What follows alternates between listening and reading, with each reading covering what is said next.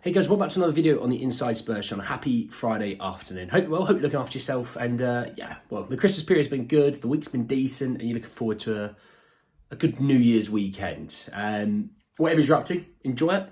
Okay, just in case I don't see you, but I should be back later as well as the weekend. I don't know what I'm talking about. I will be. We've got Bournemouth coming up. I've got to talk about them. So yeah, this video is centered around, as you can see on the thumbnail, we're going to talk a little bit about Hugo Lloris' imminent move over to the US. We have updates on Hugo Lloris, what we do, I guess. Conor Gallagher and Arthur Vermeeren, which is quite a fascinating deal, which I quite like the look of. And of course, let's talk about the Brighton game last night. Just want to say, if you're new, subscribe. You're very much welcome to join us for the journey. Let's get into it. Let's just quickly talk about the game last night. I think prisoner of the moment can be a thing that is something that we all as humans struggle with. You know, you very much see something happening in front of you, you react to it, and that's fine. There's nothing wrong with that. You know, there's a lot. You know, I've seen some incredible posts about how Son's a bad captain, Brennan Johnson's rubbish. I've seen people slag off Brian Hill, which, look, if you're entitled to do that. You're wrong, but you're entitled to do that because that's your opinion. You're allowed to have your opinion. And I'm having mine right now. And you're going to sit here and you can tell me I'm wrong, I'm right, I'm sort of bit of both, whatever it is you're up to. For me, watching last night's game, we weren't good enough. Brighton were the better team, and I'm not going to use injuries as an excuse as to why we played so poorly or lost, because at the end of the day, they have injuries, we have injuries. I want to first and foremost point the finger at the higher-ups, because they let Ange go into this season with Romero staying here, Dyer, Van de Ven, and Phillips as your centre-half, the centre-half room. Just first and foremost, that's just not acceptable or good enough. I disagree that we should let Sanchez go. People went, but he's not that good. Tell you what, it would be nice to have a centre-half right now, wouldn't it? When we had Romero, we had a centre-half. Look at us, we're winning games again. It'd be nice to actually have one in there. We this January, the first, people talk, we need attackers, we need midfielders. If your list of areas to work on doesn't start with centre back, I think you completely missed the point and you have no idea what's going on right now. Centre back is so much more crucial than a striker or a winger or a midfielder. So much more crucial. You lose one of those two guys, we fall off. You lose a Bentancur, or you lose a Basuma or a Sarr, there's other players that can come in. You lose an attacker. We lost Perisic and Solomon this year. We lost Johnson for a little while. We lost Richarlison for a little while. All right, things have still been okay. This weird thing that Spurs do is they love to point fingers at players only. And I tell you what, big fan pages do this, and I 100% know that they do this, but they don't want to point the fingers in case Spurs contact them and go, do you fancy being in a video? That's the issue, right? I want to get on Spurs. I want to get Spurs' channel. I want to get Spurs here, Spurs this. Fact and foremost, the higher-ups have failed us for so long, and they've failed another manager already. Yes, we brought in a lot of players, but they didn't actually ship off enough. It's always loan deals, and then they come back, and we've got to do it all over again. Dyer should have been gone. That's a big one that should have been gone. No offence to Lloris. Lloris should have been gone. Reguilon should have been gone. Who else went out on loan? I mean, Tanganga probably could have gotten 7 mil from somewhere. Would have taken the deal. Enough of that, though. But when we look at the team, Ange made mistakes. He made some subs too late, but also we're kind of forced to handle with force. We had 5 players under the age of 20 on the bench.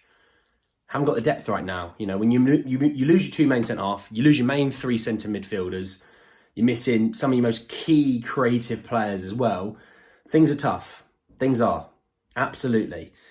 Now, when I look at that team, and if you've been watching these videos long enough, you know how I feel about certain players that play for Spurs and how they don't suit this system. It's not to say that they're bad players. I just said they don't suit this system. Pierre Højbjerg, as a number 6, was probably further up the field than anyone else at times because he was too scared to get the ball off the back too.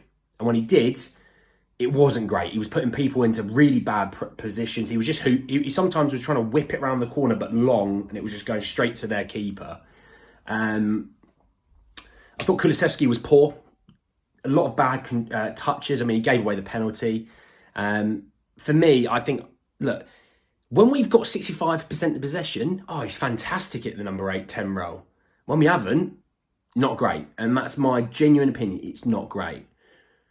He's missing the next game. Lo Celso come in. I'm glad, because do you know what? Lo Celso came on. Yes, he gave away the penalty, but he put more of a foot in than any of our other midfielders at times yesterday. Was getting on the ball, showed passion, something that some of the other players could probably look at and go, yeah, okay, maybe that's an Argentine fiery side of him that, Romero has as well. But you know what? He shows something. And some of our other players who've been here years could probably do with looking at him and going, he cares. And a lot of our fans say Lo Celso doesn't care. Go have watched him yesterday. And if you tell me he doesn't care, I will disappear off the face of the earth. I'll go live on Mars, because that's ridiculous, because he showed he cared yesterday. I was all for it, and I love me some Gio Lo Celso for that as well. Emerson at centre-half doesn't work. Emerson at right-back doesn't work in this system. Simply put, we do need to move on from Emerson. Davies, I think that whole purple patch of him playing centre-half has come to an end. He's been poor the last few games. Again, I think that might be something in the summer that they might move him on. And it shows, we're missing a lot of players, fine. But the players that are playing, who are on, just didn't step up. Kulusevski didn't step up. I thought Richarlison was running a graveyard shift at times. Johnson, he's through on goal and somehow takes a touch 10 yards behind him. And by the way, people that are slagging off Johnson, not interested. Not interested if you don't think he's a good player. How about you give him a chance? He's been injured for some of this season as well. So give him a chance. And if you do not like him, fine. That's absolutely your opinion. But I'm not interested in it.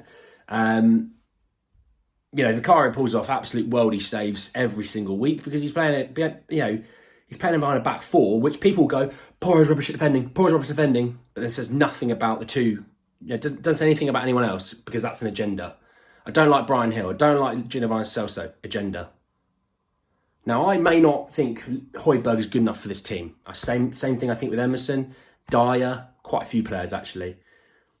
And I really love Destiny Udogie and James Maddison and things like that. But tell you what, when they're not good enough, I'll call them out on it. Because that's fair. I don't just hone in on 3 guys because I consistently don't like, and I consistently pull them up on it. And if you are doing that, be better. You should be better as well. But yeah, overall, Brighton deserve to win. That's the thing we need to think about. And we come up to the New Year's Eve and we're playing a team that's banging form, and we need to be ready for them. Because I tell you what, if you play like that against them, I think it'd be worse than 4-2. I genuinely think so. But anyway, let's talk some transfers. Let's talk Conor Gallagher. And it came from Ben Jacobs. And he basically followed up a tweet from 4 days ago. He said, Chelsea consider offers of 45 to 50 million for Conor Gallagher. It's clear Maurizio Pochettino values him, and Gallagher is content to fight for his place, meaning Chelsea won't be looking for any cut price sale. It's understood Spurs late last winter wanted to spend around 35 million. One thing I would say is on that, content to fight for his place. He's the captain. He ain't fighting for any place. He's literally got his place on lock. He's one of their better players this season. I don't know what's going on with this contract thing, because it makes me question as to why he would go to Spurs over Chelsea. And it's not anything about we're better or they're better or we're worse or they're worse. Nothing to do with that. Well, you makes you think money, and Chelsea are going to easily trump us in wages per week. I don't know what the guarantee... There must be maybe some guarantees that he wants. There's nothing to do with money. Maybe it's just about playing time, Maybe he wants, a plan of how he might become a Chelsea captain. I don't know. But I do find it weird that contract's not been signed, especially when he's a Chelsea boy. And they'd be willing to pay wages, because they're willing to pay wages to players that are a lot worse than him at Chelsea. But yeah, for 45, 50 million, I just don't see it, to be honest. I just don't. Spurs will probably want to spend 35, 40 million again. They're not going to want to spend that. Now, you might get Chelsea for 42 and a half. I probably could see that, 40, 42 and a half. But we won't be going anywhere near what they want at 50 million. It's not going to happen. Let's talk Lloris, and this is a deal that looks like it's going to be happening very, very imminently. And Romano came out and said that LAFC, or Los Angeles Football Club, are confident to get Hugh Lloris deal done and sealed very soon as they get green light from Spurs. Postecoglou, when asked about Lloris, I'm sure we'll hear something in the next couple of days. Look, I think it's a good move for Hugo. I think he doesn't really need to prove himself in like a top 5 league or anything like that. If he just wants to go, and play a few years in a nice city, earning some good money, and just having a good time, I'm all for it. Hugo's had a fantastic career. I'll probably keep on top of LAFC games if he does go, because I love Hugo. He gets a bad rep from Spurs fans over a couple of games last season, but I'll choose to remember the good and the highs of him as one of Spurs' best ever keepers. And I say that, I'm not saying he is the best, I'm saying he's one of the best. He gave me amazing moments, he gave me some bad moments, but you know what? He didn't turn away from Spurs when other people did. And that's one thing I'll always remember about Hugo, okay? But again, on Spurs' side, it frees up another squad spot for someone to come in, and we can maybe develop a third keeper, a young keeper, or I don't know, If you can develop a young keeper, a third keeper to come into sort of the number 2 role, and Fraser Forster then comes sort of that third string keeper who, let's be honest, most third string keepers are actually just English players for homegrown reasons. For that sake, it might not be a bad thing. But yeah, good luck to Hugo when he does go. I'll still talk about him before he goes. But, will he be gone before the Burnley game? It might not be. Because if he might play in that. If he's not gone by the 5th of January, I could probably maybe even see him play in that game. Just as it's his last game at Spurs. Thanks very much. Legend and so on. I tell you what, you could probably have Lloris from one game. Yeah, he's good enough to play that one game still. You can tell you that. And let's finish off with Arthur Vermeeren. And it came from Sun Sport. It said that Spurs are aiming to sign Belgium 18-year-old Arthur Vermeeren in January for 25 million. And then loan him back in a similar deal as they completed for Destiny Udogie and Pape Matar. I like that idea.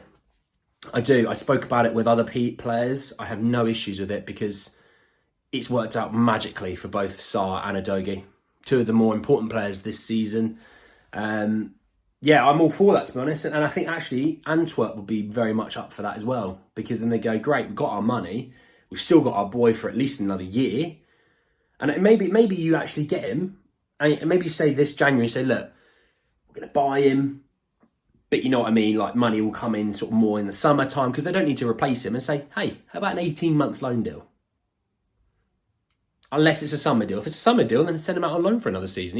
He's still very young. It's not like he's 23 and by the time he gets to us, he's going to be 25. By the time he gets to us, he'll be 19 or 20. So, perfect, actually. Perfect. But anyway, guys, at the end of the video, hope you did enjoy it. Drop a like on the video. If you did, hit me in the comment section below. Your thoughts and feelings about the games yesterday. Don't be a prisoner in the moment. You've got the Arthur Vermeeren, Conor Gallagher, and obviously Hugo Lloris situation as well. I want to know your thoughts and feelings about all of them as well.